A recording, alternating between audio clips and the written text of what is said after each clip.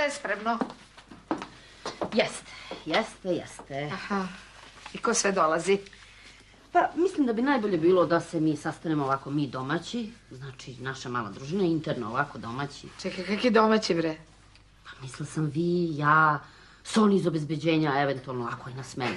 Kakav Soni, pa ja sam pobedila na predsjedničkim izborima, slavi cela nacija. Pa nije baš tako, pošto izlaznost najmanja u istoriji do sada, razumete, narod je digao ruke od nas. Da. Čekaj, jesi zvala ove predstavnike diplomatije, jesi ih zvala? Koga? Njihove ekscelencije ambasadore, jeste ih zvali? Mi imamo odnose na nivou vratara. Ako baš hoćete da zovemo vratare. Pa dobro. Znači, nije moguće da su samo vratari ostali. Pa tu su i vrtlari, tu su i vozači.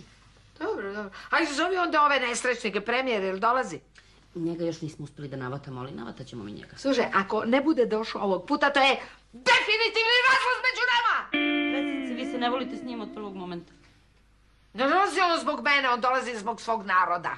Pa, narod više nije briga, razumete? Najbolje bi bilo da se mi ovdje sastanemo, da se malo slikamo i to je to. Vidi, za sat vremena hoću ovdje gala proslavu sa svim zvanicima, ako treba sa vratarima i sa vratarima